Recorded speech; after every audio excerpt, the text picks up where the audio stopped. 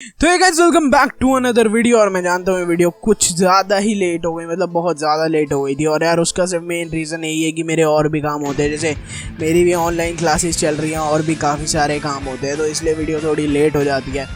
YouTube is not the only thing जो मैं भी कर रहा हूँ, तो समझा करो यार, थोड़ी वीडियो लेट हो जाती है तो ठीक है।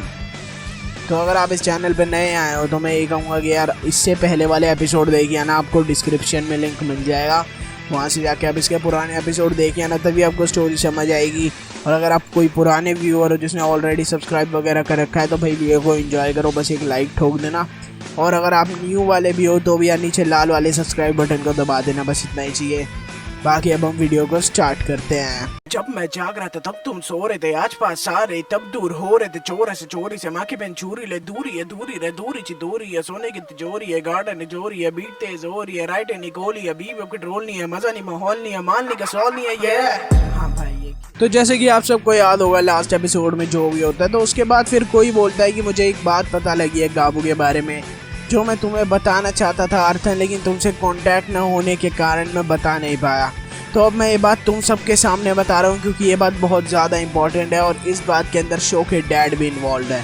फिर अब स्टोरी आगे बढ़ती है तो कोई शो आर्थर वगैरह को सब कुछ बताता है कि अब एक जोन में काफ़ी चीज़ें बदल चुकी है। फिर कोई बताता है शो वगैरह को कि गाबू ने अब अपनी ब्लडी फैंग को अपग्रेड करवा लिया है, काफ़ी ज़्यादा तगड़ी तगड़ी मॉडिफिकेशन करा लिया है, और अब गाबू अपनी ब्लडी फैंग को ब्लडी बीस्ट बुलाता है। ये जैसे ही सब सुनते हैं कि गाबू के पास अब ब्लडी फैंग से भी ताकतवर बाइक है तो सब परेशान से हो जाती है कि अब हम क्या करेंगे। और जैसे ही सब लोग ये सुनते हैं कि गाबू के जो बाइक है ब्लडी फैंग वो अपग्रेड मॉडिफाइड हो चुकी है, तो सब लोग काफ़ी ज़्यादा परेशान से हो जाते हैं। और फिर शो कोई को बोलता है कि और भी कुछ बताओ हमें गाबू के बारे में। फिर कोई बोलता है कि गाबू अब पहले से काफ़ी ज़्यादा ताकतवर हो चुका है और अब वो इतना ताकतवर है जितना हम सोच भी नहीं सकते, क्योंकि अब उसके पास नई बाइक आ चुकी है, नई टेक्निक्स है और ओवरऑल वो अब डार्क एम्ब्लम के कब्जे में है, तो उसे रोकना नामुमकिन से कम नहीं है।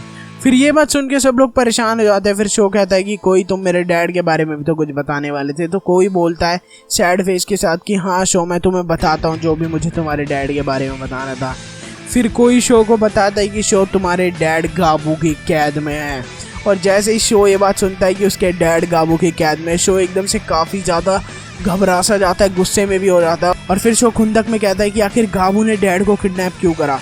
फिर कोई बताता है कि गाबू ने ताकेशी को किडनैप इसलिए किया क्योंकि ताकेशी उसकी सबसे बड़ी रुकावट बन सकते थे जब गाबू को टीम एक्स के साथ हमला करवाना था। ताकेशी ही ऐसे राइडर थे जो गाबू को रोक सकते थे, इसलिए गाबू ने सबसे पहले ताकेशी को ही अपने रास्ते से हटाया ताकि वो ढंग से पूरे एक्स जोन के ऊपर हमला कर सके गाबू अपनी टीम एक्स के साथ।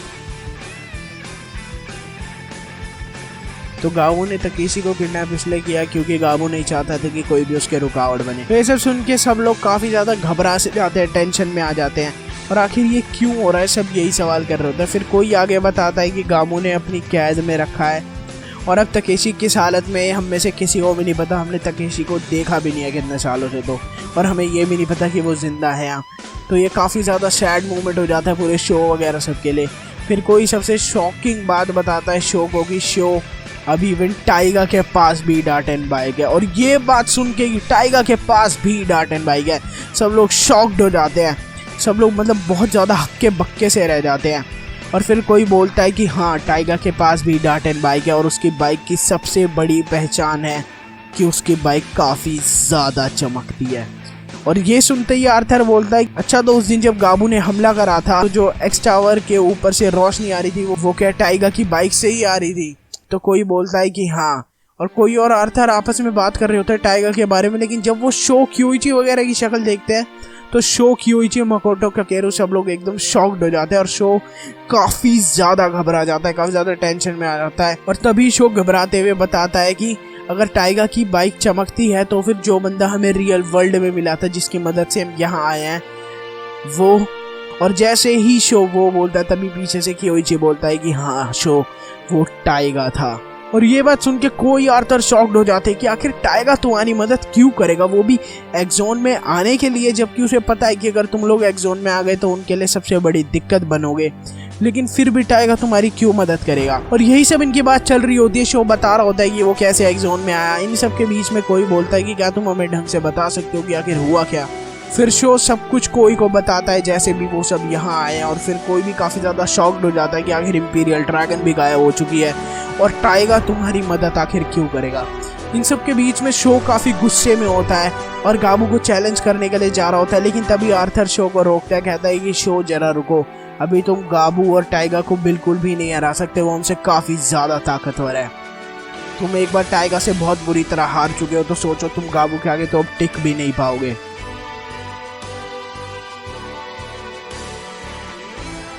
फिर शो थोड़ा परेशान सा हो जाता है, फिर कहता है ठीक है, फिर अब हम क्या करेंगे।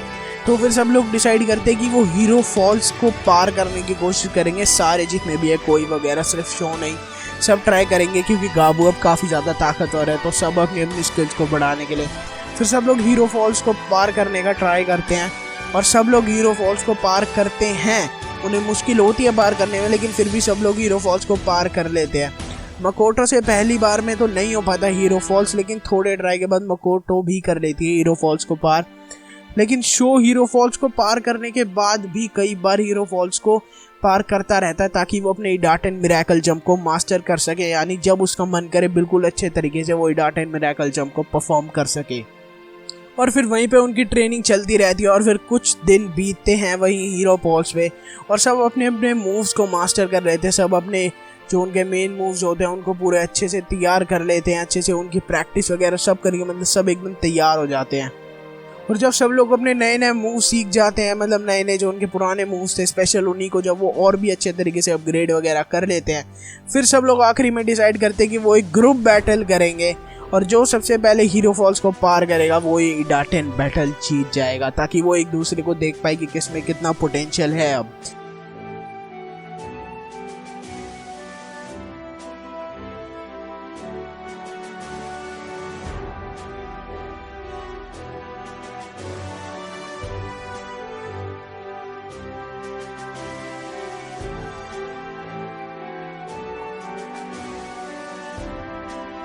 एज ऑलवेज इस बार कई दिन की ताबड़तोड़ मेहनत के बाद शो की एनर्जी पहले जैसी हो जाने की वजह से इस बैटल का विनर बनता है हमारा शो। और शो एंड में जब इडाटन मिरेकल जंप को मास्टर कर चुका होता है, इसलिए शो बड़े आराम से इडाटन मिरेकल जंप परफॉर्म करता है एंड देन वो बैटल जीत जाता है।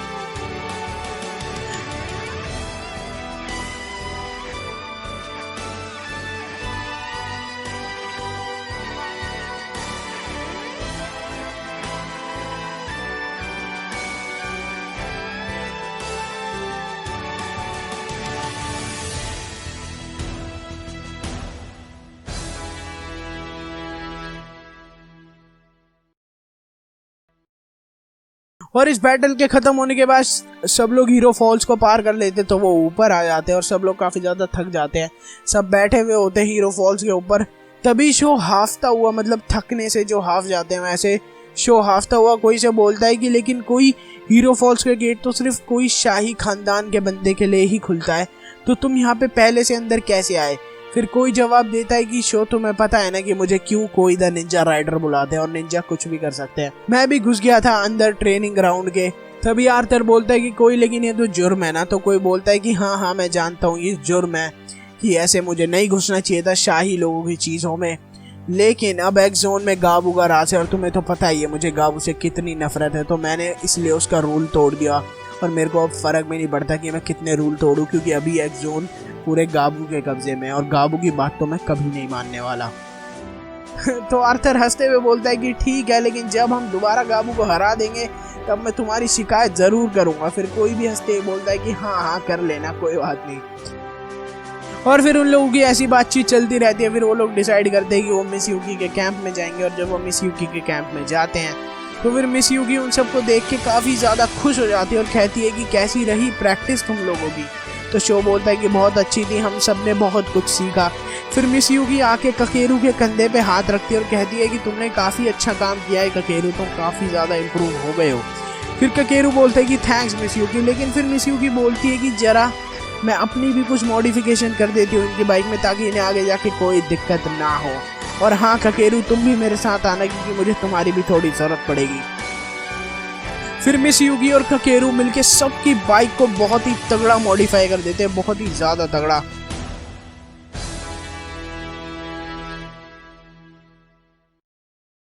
और फिर कुछ दिन बीतते हैं, शो वगैरह वहीं पे कैंप के पास प्रैक्टिस कर रहे होते हैं अपनी। और फिर शो वगैरह दोबारा डिसाइड करते हैं कि वो दोबारा एक ही डाटन बैटल करेंगे, लेकिन इस बार सब लोग अपनी पूरी जी जान की मेहनत लगाते हैं कि मतलब सबको इस बार जीतना होता है। इस बार कोई बैटल ऐसी नहीं होती कि उन्हें शो का पोटेंशियल देखना है, ये सब वो सब अपना पूरा 100% देंगे। तो इस बैटल का मेन मोटिव ये होता है कि सब अपनी पूरी पावर लगाएंगे और फिर देखते हैं कौन जीतता है। लेकिन इस बार भी जीतता शो ही है। इस बार शो और बाकी राइडर्स के बीच ज़्यादा दूरी नहीं होती, तो मतलब शो विनर तो होता है लेकिन बाकी राइडर्स उससे पीछे नहीं होते, वो भी उसके आसपास ही होते हैं। और फिर ये बैटल ख़त्म हो जाती है। इससे ये पता लग जाता है कि मतलब काफ़ी ज़्यादा इम्प्रूव हो गए हैं सारे राइडर्स, और अब शो बस उनसे थोड़े से ही स्टेप आ गए हैं, बाकी के राइडर भी काफ़ी ज़्यादा इम्प्रूव हो गए हैं। और फिर सब लोग वो डिसाइड करते हैं कि वो बैक सिटी जाएंगे गाबू के ऊपर हमला करने, और फिर सब लोग वो एक्स सिटी के लिए निकल जाते हैं और वो पूरी पैकिंग वगैरह करते हैं, मतलब जो भी उन्हें सामान चाहिए होता है, और जो भी उनका टो ट्रक होता है वो उसके अंदर अपना सारा सामान लोड करते हैं। लेकिन इस बार लोग ज़्यादा होने की वजह से उन्हें 2 टो ट्रक ले जाने पड़ते हैं, और मिस यूकी और आर्थर वगैरह उनके साथ नहीं जाते क्योंकि मिस यूकी और आर्थर को यहाँ भी देखभाल करनी है कैंप की। तो अभी उनके साथ सिर्फ निकलते हैं कोई शो, मकोटो, काकेरू, क्योइची, आयुमो, ये सब निकल जाते हैं एक सिटी की तरफ। तो थोड़ी पहाड़ी टाइप का एरिया आता है उनके चलते चलते, और वो चल रहे होते हैं। थोड़ी दूर चलते ही उनके सामने 3 टीम एक्स के बंदे आ जाते हैं। उनको देख के कोई बोलता है कि रुको शो, मैं इन्हें देखता हूँ जरा, लेकिन पीछे से शो बोलता है कि नहीं, कोई मुझे इनसे बैटल करनी है। और फिर वो डार्क राइडर बोलता है कि जो पहले इस पहाड़ी का एक चक्कर मार के यहाँ पे वापिस आएगा वो यही डाटन बैटल जीत जाएगा। तो सब लोग शो को बोलते हैं कि शो मत कर बैटल, इनको हम हटा देते हैं, तू क्यों कर रहा है बैटल इनसे खामखा। लेकिन शो बोलता है कि मेरे पे विश्वास रखो दोस्तों, मेरा कुछ मकसद है इस बैटल के पीछे भी। फिर उनकी बैटल स्टार्ट होती है। पहले तो शो ही आगे चल रहा होता है, लेकिन अचानक से जिस रास्ते पे शो चल रहा होता है ना, उसी रास्ते पे लैंडस्लाइड हो जाती है। मतलब अगर आपको लैंडस्लाइड ना पता हो तो कुछ ऐसी होती है जो अभी आपकी स्क्रीन पे हो रही है।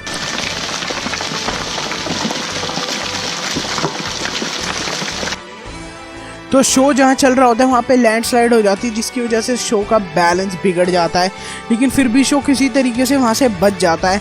और फिर शो जब उस राइडर को देखता है तो वो राइडर उससे बहुत ज़्यादा आगे निकल जा चुका होता है। और तभी शो चलता चलता नोटिस करता है कि उसकी जो बाइक की चेन है उसके अंदर कीचड़ घुस चुकी है, जिसकी वजह से वो ढंग से राइड नहीं कर पा रहा। उसके पैडल काफ़ी ज़्यादा फ्रिक्शन कर रहे हैं, मतलब राइड ढंग से वो कर नहीं पा रहा है। इसकी वजह से शो बहुत ट्राई हार्ड कर रहा होता है उस राइडर तक पहुंचने के लिए, और जैसे ही करते करते और ऐसे ही चलते चलते उनका एक पूरा चक्कर वापस हो जाता है, और अब उनके सामने सीधा होती है फिनिश लाइन।